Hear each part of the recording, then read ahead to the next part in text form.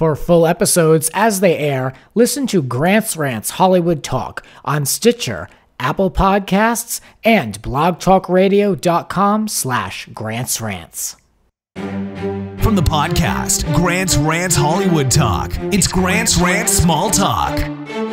Let the ranting begin. I am here joined by Evan Slead from Friends of the Real Housewives podcast. Hi, how are you? Good to see you. Good to see you too. Here we are. We're going to be recapping 2 episodes of The Real Housewives of New Jersey. This episode will be episode number, season 8, episode number 9. And then we'll get into 10 separately. So here we go. Great. Let's talk about it. This episode, when chairs fly, Margaret's house is full of ugly furniture, dark wood. It's Tudor style. There's a large bear at the top of the stairs, like a taxidermy bear. The bear I didn't notice the first time I saw it, and I had to go back because I heard about the bear, and I was floored. Yeah, she's like yelling with the pigtails next to this big bear taller than her. Her house looks like her.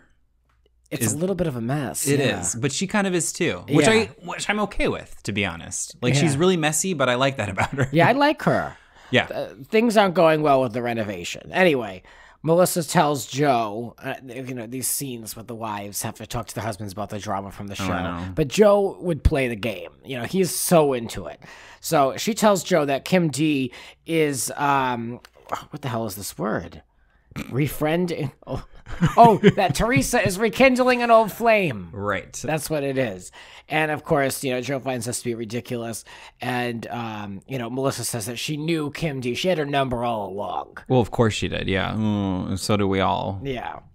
So then there's all this applause for Kim when she walks in for this fitting or whatever they're doing. They're doing a rehearsal, and Siggy and Dolores are there, and they fill Kim in, of course, on what's going on. And Siggy says that everyone hates her so much, and all they did was bash her the night before. So what a nice thing. By the way, you know what I mean? Like telling a friend, everyone hates you. By the way, everyone does not like you, and they all hate you, and they're going to show up at some point today. Yeah. I wonder if that was really a surprise that they ambushed. We'll talk about it. Oh, yeah.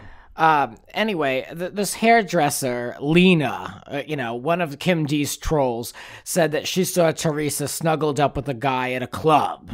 And Siggy warns Kim D not to mess with the marriage. Dolores claims she doesn't believe it. And Kim D maintains that Teresa's done with Joe. Is this a classic case of her just like talking about what's relevant to be on the show? I mean, I don't believe that Teresa Giudice is clubbing. I just don't. No, I don't really see her doing that either. She even says that she goes out, but I think that we even see that on the show. And that's fine. She's allowed to do that, but yeah, she's not going around like hooking up. No. Margaret and Danielle, these two are getting close. Danielle remembers the hair pull in 2010. She fills Margaret in on the backstory of why they hate this posh fashion show, which I think is good. It really is historic. It's the most tired thing on the show. I'm so sick of it. Like, why do they continue to give Kim D and her business this platform? It's BS, but it's really a big thread in the fabric of the show. Oh, absolutely. I mean, it's like the source of drama, which is why Bravo's like, well, we have to do it. We have to go to the posh fashion show. We have to. So, I mean, it goes all the way back to 2010, the drama. So it'll almost be a 8-year saga. Right. Melissa, she plants the seed that Teresa can't get in trouble in her interview. She's like, well, she said everything except Teresa's on probation. Right. So she's exempt then. Yes. That's all she did. So then it comes down to Melissa, Teresa, Danielle, and Margaret. They're arriving at this posh fashion show with some maybe like Staples printouts. You go to Staples and you get, a little sign made, and there's a caricature of Kim. Right. Low budge, let me just say. I mean, you know what I mean? Right, super low budge. Embarrassing, one would say. Yes. They arrive, and they're staking it out, making it into a huge deal. Like, oh my God, I need a cocktail right away. I can't believe we're here. Can you believe we're here? This is crazy. Yeah, the whole thing. Like, these women, I can't. So the ladies crash, and Dolores is surprised that Teresa isn't coming in peace. Like, why would you expect her to come in peace? She doesn't like Kim. Yeah, and also, like, can we just move on from the idea that this fashion show is actually for charity? Am I the only one who thinks that? Because I don't really believe it's totally for charity. I think in the off years when the cameras aren't there, it's like in the back of an Applebee's. And Yeah. It's just like, here's some dresses that I bought from another company that I didn't even design on my own. Like, why are you having a fashion show? Right, yeah. But for the cameras, it's like, we got to step it up. We got to go to Staples. Right, yeah. It's like, yeah, it just doesn't make any sense. And I don't know. I'm still like kind of upset about the fact that they would feel like they need to walk in the fashion show. I know I'm kind of jumping all over the place, but No, I was you're wanting right. to know what you thought about that. Well, I think it's bad. I don't think that they should have walked in the show at all. They should have wrote a check. Yeah. And just to avoid all the problems. For one person whose opening tagline is about loyalty, show me the evidence. I Right. haven't seen the evidence of loyalty yet, except only to Siggy. We'll talk about it. Sure. So Teresa calls out Kim D, and Kim D's defense is, well, I feel like it. I just feel like it. Like, what a passive-aggressive bitch. I know. Well, she changes her haircut every 5 minutes, so I guess that's just how she lives her life. I think all her hair is fake. It It's is. like that cheap, real, like, almost like that Barbie hair. Yeah. Like, once it gets wet, it never looks good. Right, so she just gets a new one. Right. Yeah. Yeah, I feel it. Yeah, all the extensions. Right. So Kim maintains that she saw Teresa out at a club, and Kim and Teresa fight over who's more white trash.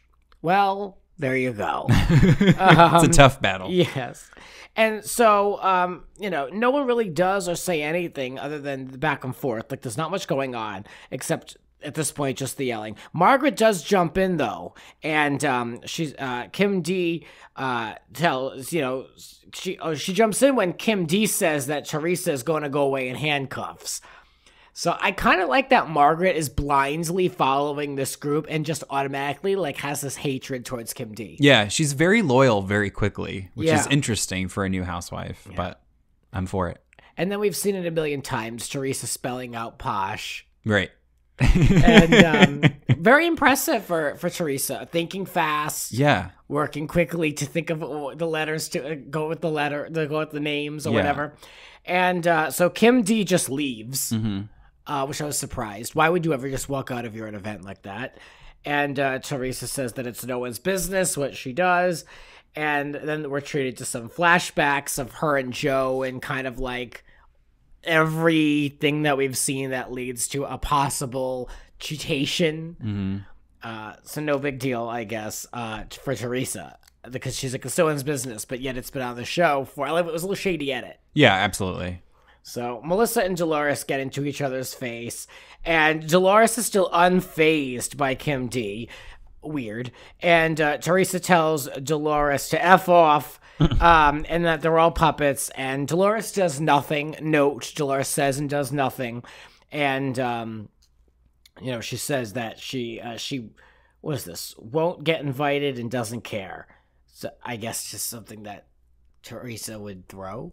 I don't know. Weird. I don't really know. But anyway, the fashion show, there's a saxophonist. Did you catch the saxophonist? I don't think I did, actually. It had like LED tube lighting around the saxophone. Great. Like very tacky. Yeah. I liked it. It was where else are you going to go but the posh fashion show in some hole in the wall in New Jersey with an LED saxophone? I mean, that's the place, so I guess it's fair. Perfect. Good job, Kim. Yeah, good job, Kim, for booking that.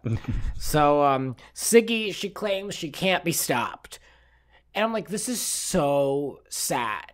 Like, she's literally just walking in someone else's clothes done. Like, what do you mean you can't be stopped? Like, you're not walking Milan. I know. Yeah, it's like, no one's going to see this except for us who watch the show. And that's really the only reason you're doing it. But Really, though. she's saying it's for charity, but I don't buy it. Well, that's the whole thing. Is this for charity or what? I mean, Siggy's like, I was there for the families. It's for the families. They expected me to be there. Mm-hmm. No, they want a big check. They're not worried that Siggy Flicker's wearing a dress from Posh. Right, and they all had like the same outfit on. Did you notice that too? I felt like it was just the same black leather, kind of tight-fitting, like pencil skirt with a top. Yeah. Yeah, it's the same thing. Yeah, and they're like, I'm just so happy I'm here. But I guess my question about that too is that what exactly is the charity? Like, I know it's for the families, but it's not a charity. It's just you're giving money to the families. It should be considered a memorial fund. Right. Yeah. Which you could just give directly to the families and not to Kim D. Yeah. I agree. Right. all other the other side of the fashion show, they meet at Margaret's house, and no one can get over Dolores and Siggy not doing or saying anything. And later, we're treated to this priv, this stupid Uber for makeup.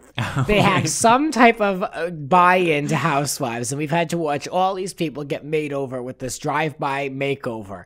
So I was like, all right, here we go. We're going to have to fit this in. So Marge Sr. is getting a makeover, similar to Bobby on The Real Housewives of OC getting her makeover for another date. So another trope that I can do without. This is a reality show and a docufollow, and I don't appreciate this priv crap. Don't. This really upsets you. Yeah, I think it's really cheap looking and lousy. It's hard enough to be a reality viewer and watch these shows and suspend your disbelief, but when you've got this commercial ad, basically, and we're supposed to fit it into a storyline, I'm giving you the side eye. I get it. So we're going to take a quick break, and when we come back, we're going to talk more about Dolores and Siggy meeting with Frank, his thoughts on what they should or shouldn't have done.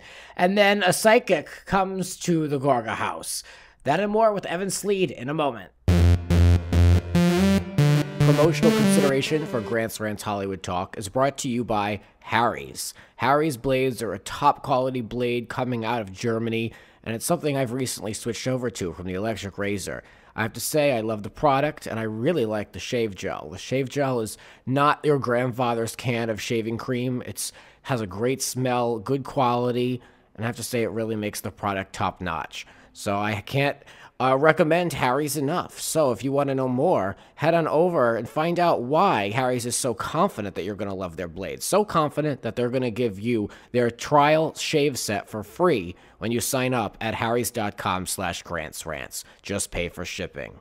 Claim your free trial over at Harry's today, a $13 value for free when you sign up when you just cover shipping. Find out why over 3 million guys have switched to Harry's. They're all about a great shave at a fair price, and I like that. Your free trial set includes a weighted ergonomic razor handle, 5 precision-engineered blades with a lubricating strip and trimmer blade, rich lathering shave gel, and a travel blade cover, of course. I love that shave gel. To get your free trial, head on over to harrys.com/grantsrants right now. That's harrys.com/grantsrants. And we're back talking Real Housewives of New Jersey. And what was the title of this episode? Type of When Chairs Fly? When Chairs Fly, right, yes. Right. I feel like we glossed over that. Well, yeah, I mean, what was that referencing exactly? Well, when Teresa grabbed the chair. Oh, yeah. She grabbed the chair and she just shoved it at Kim because Kim shoved it at her. Right. And, I remember reading in the press that Teresa was going to be throwing furniture and there was a big deal that she threw a chair. And I was thinking she'd get the thing 4 legs in the air and just throw it. Like wrestling style. Yeah. Right. Yeah, she's been throwing a lot this season, though, I will say. Yeah. Like every chance she gets, she throws something. Like at the restaurant the week before, she just like in the middle of the conversation grabbed a wine glass and chucked it against the wall. And I was like, okay, we get it. You're mad. I know. She's trying. I guess they're really trying to bring this show back. I think so. And it needs it. But it's been pretty good this season. How do you feel about it? I actually really like it. Yeah. I really do. I'm okay with it. I enjoy watching it because, and like, I know it's crazy and it's a lot of just them screaming at one another, but I appreciate that this and Atlanta are the two that actually make everybody film together, which I like because I don't like the I'm not filming with them, so there's nothing that happens like OC was. That was a nightmare. Yeah. So I'm glad that they at least get together and scream at each other. And Beverly Hills is kind of similar. Like I feel like they don't all get together. Right. And that's so disjointed to that show. Yeah. Let's hope for the best for this coming season. I don't know. I know. Anyway, Dolores and Siggy, they have to tell Frank, another filling in of the husband, or in this case, the ex-husband scene, how they plan to tell Teresa that her hairstylist saw Teresa cuddling with a guy in a club. They were going to tell her, oh yeah, no, it was all going to be okay. They didn't. No. They did nothing. No, they didn't do anything. Frank asks, well, what did you do? And they were like, oh, nothing. We didn't do anything. Mm-hmm. Like, well, that's great. That's always the best way to go about things with a friend. So Siggy says that their friends have been kidnapped, What do you think of this? I guess I don't remember this. Kidnapped. Because they've been kidnapped with Margaret. She blames Margaret. Oh, She's right. like, oh, they've been kidnapped by Margaret and Danielle, and they're taking them in and poisoning their minds. In so many words, no. I mean, I think they've been kidnapped by Kim D then, if that is the same logic, Yeah. Because again, it's like, I understand that you want to support a family, quote unquote, whatever. I don't believe it. But you don't need to do any of that, charity walk stuff to still be loyal to Teresa. Like, you just say no, and here's the money, and then move on from it. Yeah, I agree. It's stupid. Dolores, I really can't with her. I referred to her before in the previous episode as the other one. Like, she was just... The other one. I just can't with her. But I do love Frank. He's all right. I like anybody that will have two of those people telling him something and going like, actually, I think you guys are wrong. Yeah. Because people don't usually do that. Especially the husbands. They'll be like, well, I don't know. And then they'll kind of walk good away. Job, honey. Yeah. But he's like, why did you guys do that? I'm like, all right, this guy's pretty cool. Yeah. Yeah, he took Teresa's side. Right. And Dolores now feels as though, I should have left. Right. Oh, yeah, I should have left. Monday morning quarterback. Yeah, okay. Yeah. And then now Siggy says that, I feel bad. And she backpedals out of the situation as well. Mm-hmm. Classic case of them trying to be like firm in their ways and then realizing that they're wrong the day after only because someone told them that they were. Right, exactly. Hindsight is 20/20, my friend. Anyway, some psychic named Conchetta comes over to the Gorga house. Who introduces herself in the best way possible, which is, I'm just a simple girl who talks to dead people. Yeah. I was like, where is she? I feel like we always have to see someone that has been on television before. Like, I'm surprised, like, the Long Island Medium, she's nearby. Yeah. Like, I'm surprised they didn't get her, but I guess it must be a WeTV Bravo contract dispute. Two Teresas. Yeah. Why didn't they get that other one? Oh, yeah, two Teresas. Why didn't they get that other one from E, that Tyler? Oh, yeah, the Hollywood medium, is that his name? I don't know how I feel about him. I do believe in psychics, okay. But I don't know how I feel about Tyler. He's very nice, which is troublesome. Yeah, and he claims that he doesn't know who anybody is. Yeah, that's not true. That's not that I don't get. How did you feel about this psychic, though? Did you believe her powers? I did. I would like to think that a woman of her age would have nothing to gain of lying to families. Right. You know what I mean? Yeah. So, the mother came through and, not to discredit Melania seeing her in the kitchen, which I believe that happens. I do too. So then they talk about music. Dancing with My Mother was the song that Joe and his mother danced to at his wedding. And the whole thing about how now she can run, and Joe was telling her, you can move on from this and run and all that. So, I mean, very specific stuff. Right, stuff that you can't see in a tabloid, too. Yeah. Which is huge. Yeah, an interesting point was she said that their dad is secretly wanting and asking to join her in the afterlife. That's really dark. Yeah. It's like, I mean, I get it, but it's also like, why did you need to tell us that? Yeah. By the way, your dad wants to die. Yeah. Because he doesn't like you guys. No, obviously that's not true. Yeah. Well, I mean, I hope that helps people. Yeah. So it was actually like a real moment. I was hoping the episode would end there. Yeah. And I was like, well, after that and I'm saying this, very real moment, if anything, I mean, it was a moment about her mother, very true to life. Now I was like, well, now we're going to have to go back to the drama, which seems to be so, not fake, but just so put on. I'm like, all right, let's do it. So Siggy and Teresa have to get together for a sit down. Right. Siggy, I mean, she really tries too much to get in everyone's good graces. Mm-hmm. Just, if you're going to be a bitch, just own it. That's what's so weird about her is that she'll like be really antagonistic in a group, but then one-on-one, she's like, I just want to say, I'm really sorry about the way I did that. And it's like, why didn't you just do this from the start? I don't understand. Exactly. Yeah, I don't really, I had the same problem with Kelly Dodd in a way. Like, they're more than fine to let it all hang out, but they have to apologize for everything. And it's like, well, if you're going to show your teeth and then have to, take them back every time, it gets kind of tiring. Sure. Just own it. Like, Leanne Locken, she's not that worried about it. She said what she said, and she said what she said. Exactly. She's living her life. Yeah. So I like that. I prefer that way. If you're going to be on a reality show and you're playing the game, play the game. I agree. So anyway, Siggy says that she was there for the victims' families only and that she doesn't care about Kim D. Really? Mm-hmm. BS. I don't buy it. Here's the thing, too. Okay, if you really care about the victims' families, and you have this person who like literally every time you're around them, she's not talking about the charity, she's talking about Teresa. Like, I think you would probably in your mind go, you know what? I care a lot about these families. I think we'll just give the money directly to them and not to this person who does nothing but gossip. Yeah, you know, should be turned off by that. The relationship I expert. would be. Yeah. If I was trying to give money to a charity, I would not give it to a person like that. I'd give it directly to the actual people. Yeah. I just take umbrage with the fact that she says that she doesn't care about Kim D. Yeah. She clearly does. She totally does, yeah. So, I mean, that's a lie. I don't know why, but yeah, they both like her for some reason. I don't know. Like I said this on the show, why do they, Kim D, whether she is or she isn't, she's painted as a horrible person. Mm-hmm. Why would you want to be associated with her as a professional, as a housewife, as a public figure? Like, if you know someone's got a bad rep, just talk with them off camera. Right. I mean, what is it? Yeah, it doesn't make any sense. So Siggy and Dolores, they want Teresa to realize that they are her real friends. Mm-hmm. And Margaret and Danielle, she says that they're up her ass, which is kind of true. I mean, Danielle is. Right. But that's okay. Yeah. Yeah, it's fine. I mean, that's what Danielle does best, I would say. Yeah.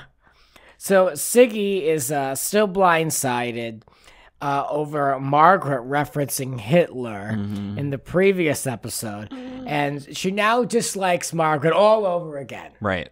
So here we are, right back to square one. Yeah. So anyway, Danielle goes on a date with Margaret. And, what do they have? The each other? The double date? Oh, yeah. Yeah. So, I just wrote creepy and trashy. I wonder who I was talking about. I honestly don't even remember this now, and it's kind of freaking me out because this feels like a 3-hour long episode. Yeah, it went on too long. Yeah, That's it did. The thing. This show has a weird structure. It'll open up strong. You'll see some relationship building throughout the middle. Then it'll reach a point where you think the episode's wrapping up. Then it will reach a more familial moment, and then they'll throw in something else. Yeah. And it's like, wait a minute, wait, where are we going with this? Right, it's right. a weird edit. But anyway, I don't know what that is. But anyway, Dolores is on Melissa's you-know-what list at this point in the episode. Sure. Because that's what Melissa's talking about with her husband once again. So here we are with the Real Housewives of New Jersey. Overall, I am not bored. The episodes seem to be a little long, but I have faith because I know it's only 12 episodes. Yeah, I think so. So, yeah. But this is episode 8 or 9? Well, yeah, I believe so. Oh my gosh. Episode number 9. So, wow. let's, and then that doesn't count the reunion kids, so we got plenty more to come. Oh, okay. So, That's fair. Yeah. So, well, thank you very much for talking Real Housewives with me. Absolutely, as always. Yes, and let us know your thoughts. We need to come up with some type of hashtag for this episode. Oh, right. The Posh Fashion Show happened. There was a psychic involved named Conchetta. What else? I mean, a chair being thrown. How about... Oh, that's hard to spell. I was going to say something with a saxophone. Oh, LED, yeah. LED saxophone. Saxophone's not hard to spell. I don't know why I thought that, but...